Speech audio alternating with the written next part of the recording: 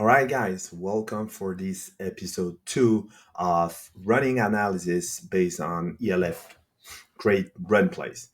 The concept of those videos is to watch a running play, talk about the offensive scheme, talk about what the offense wants to do, talk about the defense alignment, and trying to give an understanding of how you can play footwork wise, technique wise, read and react, so the defense can be more successful. All right. Not trying to judge any player. Okay. I just like trying to help you guys getting better. So if you have any questions, if you have anything, let me know. I want also to say that I don't know the scheme the defense is playing. I'm really talking about fundamental stuff. All right. And fundamentals are always more important than the scheme. So principles is always the key. All right, it's always your foundation, and then you can use like multiple methods to become successful. Right. We will check a great play by Platzgummer here out of zone split. All right. But before analyzing this, I want to talk about like some core concept in the defense. So for a defense, if you really want to become a dominant unit, uh, you need to work through like fundamentals, which is like defeating blocks, pursue the ball, and making tackles, right? And that matter more than the specific schemes you're playing. As I said, the fundamentals, the principles are more important than the scheme, because whatever the scheme you're playing, if you don't apply those fundamentals, you're not going to be successful. But if your fundamentals are solid, then you can apply any scheme and you will become successful. So having, to me, a gap sound defense is critical. Having a structure where every potential offensive gap is accounted for is critical. That's the key of success. So what does this mean when we talk about like gap sound, right?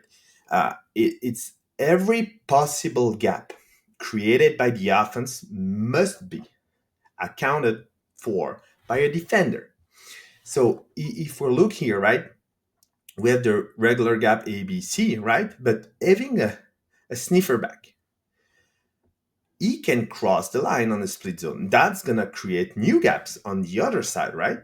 So that's why I'm saying every possible gap created, because they're going to move, right? If alignment are pulling, if we're adding a fullback splitting block, they are creating during the play new gaps. It's not about like strictly assigning each player like rigidly a gap, especially linebackers. We're not like, there is sometimes we assign linebacker to a gap if we're blitzing or if it's like short yardage or if the quarterback is under center. But that's something we can talk later on. But linebacker now, they are like reading the flow to fall back, mirroring the back, finding open window, you can say open window or clear window, okay, and making your alignment right. Like this is the modern way to play linebacker. So they're like, it's about like teaching players to read and react, feeling where it is necessary based on their alignment, their read, their keys, and the scheme, right? So and filling those potential gap created by the offense. Defensive linemen, like generally have more like defined gap responsibilities, and linebacker are more like react and feel as the play develops.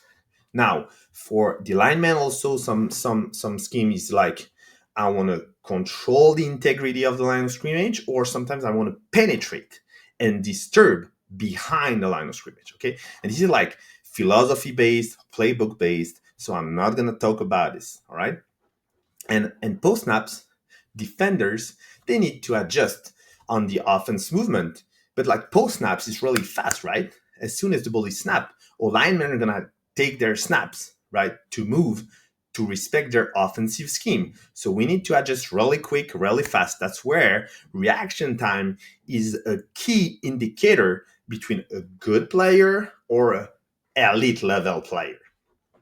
And to come back to what is a gap sound defense, there is like, to me, three rules you need to check if your defense is gap sound. First, balance the defensive count versus the offensive formation. Count how many players are aligned to each side of the ball and the formation, right? So we have the center, we have 1, 2, and 3. We have the center, we have 1, 2, 3, and 4, 5, and 6, right? And we have quarterback and the running back. So we need to count those, and we need to make sure we are aligned and accounted for those guys. Sometimes we're not, because we want to simulate pressure, we want to simulate some scheme, but at the end, come back to the fundamentals, every possible gap created by the offense must be accounted by a defender. This is critical. So match that count on defense, balance, as I said, intentionally, or unbalance them intentionally based on your game plan. So as I said, you just align on the center, you count how many players there is left on the center, you count how many players there's right on the center, and you make sure that when the play develop, you have enough guys for both sides of the ball. Ensure that all gaps are accounted for. Not every player is assigned to a gap pre-snap, right? But based on their alignment, based on their reads, gap must be covered post-snap. All right, this is really critical. And then you can set up roles, right? The linemen are controlling their gap, winning their gap, penetrating their gap. Linebackers need to flow and fall back, right? Don't have two guys in the same gap. You can have like slant, determining gap responsibility, blitz, stunts, or linebacker and safety must just adapt based, on the offensive play and make sure they're cleaning the windows open, right? And the third role is you need to ensure reads and key guides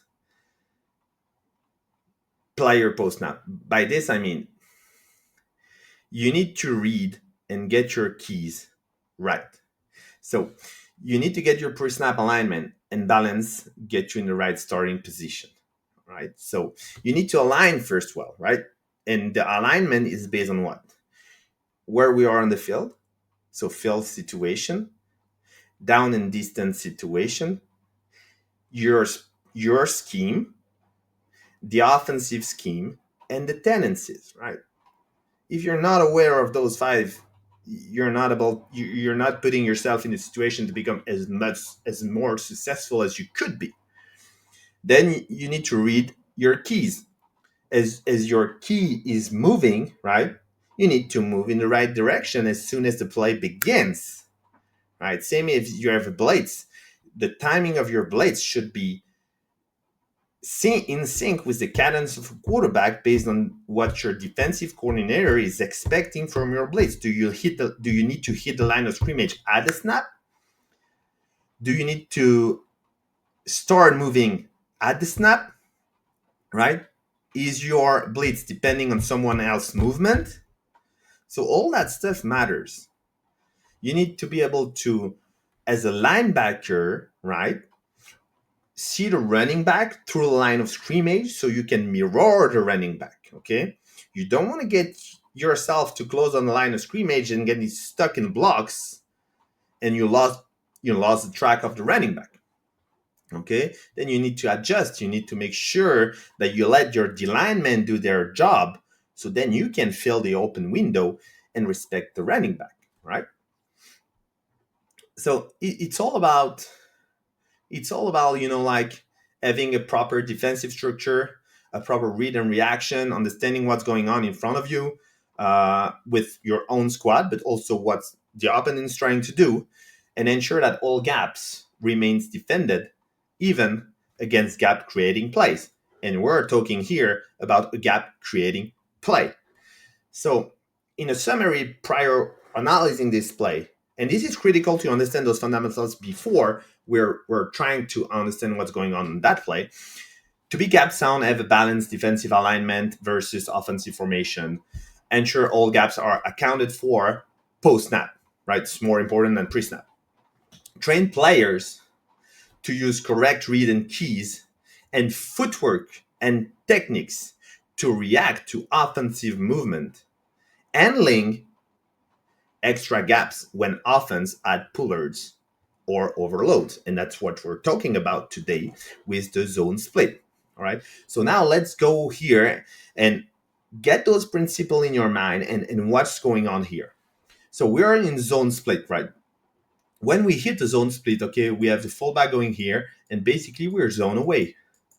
So it's a zone left for the offense, okay, with a split zone on the right. What does the split zone created? Depending on the reaction of the AMOL player, which is the end man line of the line of scrimmage, okay, if that guy is basically going to vertical, okay, and we're blocking that guy here, and that guy disappear here to block, then we open a huge like C gap, right? And if not, all right, if not, if the guy is crashing inside, all right, then we have a blocker on the last man of the line of scrimmage for the quarterback pulling the ball, all right? Now, here, bringing an extra guy out here, okay, and keeping two linebacker in the box, we should be solid against zone split. Why? Because it doesn't matter what that guy is doing. Okay, we have an extra guy for a quarterback. All right. So when I say that all those guys must be covered post snap, handling extra gap, if that guy is blocking, okay, one of those two guys is responsible for the C gap. Okay, is responsible for the C gap. So he is responsible to be inside of that fullback. If not, if it's not one of those two guys, he has to be the backside linebacker. Okay, so one of those three guys, okay, must be inside of the fullback and outside of the tackle. One of those three guys will be outside of the fullback, making sure we play quarterback keep, right? Here. And then we're all sound. Now, it's not what's gonna happen here. If we move over, okay, if we move over and we just let the play, all right, now what do we see? And this is like a very interesting picture here is we have both linebackers playing the same gap, all right, both linebackers stacking, and we have both outside the edge player stacking as well, right? So in that situation, you can easily see this is a really easy block for him. And what's gonna be a highway for Platzgummer here is we let those guys, like climbing here, which is normal. They are zoning that way, but we let the tackle getting like a proper angle to block linebackers. I mean, it's if we draw that way, right? And I come back here. If I am moving forward and I am moving at 45 degree as an alignment, right? It's the easiest block in the world here, right? Because I'm not in a position, I'm going vertically and someone is coming on the side. It's really hard for me to be able to keep, like pushing vertical, get down in a vertical if someone heavier is going on my side, all right? So to defend, all right, a zone read without that fallback, we tend to say that either we are calling you are like a Siga player, and then as soon as that guy is leaving, you want a serve technique, which is shuffling, closing the air, and be able to pop out and play the quarterback. All right. Or we're playing a technique it's called knife or heel chase technique, and you want to bend and run. All right, and then you're canceling from the back of the line of scrimmage that C gap, that B gap, and that potentially a weak gap. Okay, and then that means I remove, okay, that outside guys here. That means that now we're exchanging those gap with the linebacker is gonna be responsible for the quarterback keep, and that just like canceling that easy block for from the tackle here. Now that being said, now things are different because we have an outside blitzer, an extra guy off the edge, and we have a fullback. All right, and if you are a quarterback player, those two guys can be quarterback player both at the same time. One of those guys needs to be quarterback player, and one of those guys is SIGA player, right? So if the defensive end is SIGA player here, first roll, you are not like, we have a down block here, okay? We have a down block here, so you're not trying, if you're unblocked, to push vertical. You're trying to squeeze your gap. That guy was moving. I'm trying to get a hands on that guy for two reasons, right? That's gonna just like help me to move laterally instead of vertically. And that's gonna also help the linebacker not getting a fucking all lineman, huge all lineman climbing at him like real fast. Okay, so I'm trying to squeeze that gap. And getting my hands here is gonna have to get my hands here and see someone's coming.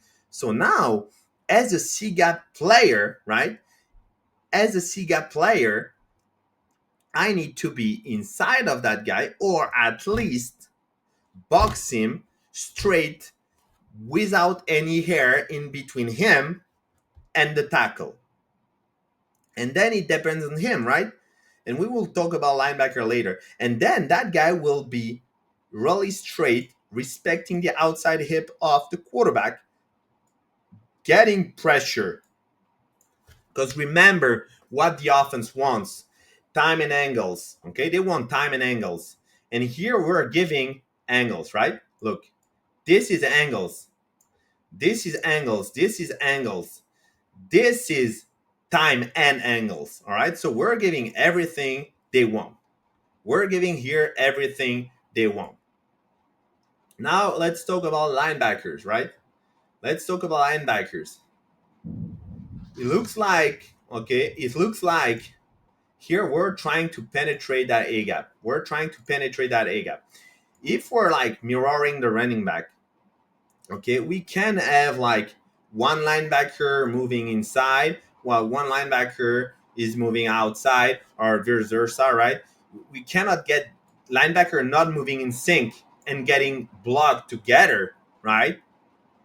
We're not able to, we're not allowed to be in such situation as linebacker. We need to move in sync, right? We need to move in sync. So we need to understand, and as I said, I don't know their scheme, but what I know is if you're not moving in sync, someone is doing something wrong. So if your read is the flow, respecting the running back, right, then we need to be moving towards that direction, but not getting vertical. Right? This is, you see like the first jump here. I mean, there is no window here, right? There is no window backside here. As you have your guy collapsing inside, you have no clear window. It's impossible, right? So stay away from those big cats. Stay away from them. Be patient. Be patient, right? And if you're patient, right? If you're patient, that gives you time, right, to redirect yourself, okay? But for sure, right now, he sees there is no fucking gap here. So now he's gonna take the cutback, and guess what? We have two guys blocked here by themselves. All right, and we have two guys here blocked by themselves. Too much vertical. This is good if you're a quarterback player. This is good for quarterback player, but then we have two quarterback players, right? So now analyze that play and come back to the fundamentals I talked about, right? Which are balance the defensive counts versus the offensive formation, okay, by every gap possibly created post snap by the offense. Ensure all gaps are accounted for by a defensive player. and make sure you get your reads and your keys from the players post snap well, and make sure that you're aware with your coach and your defensive scheme that you are applying the proper rules to keep the integrity of your defense. The defense is a chain, and the offense gonna take advantage of the weakest link in the chain, right?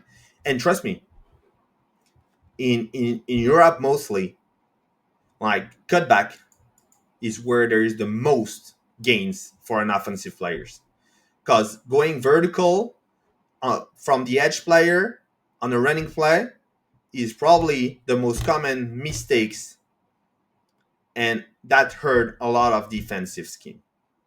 If you have any question, let me know. If there is any play you want me to watch for next week, if you want to talk about some defensive scheme, some defensive philosophy, if you want to add some comments, feel free. Okay, I'm just here to help players to understanding better the game of football, improve themselves, and I will be very happy to discuss about anything. All right, take care.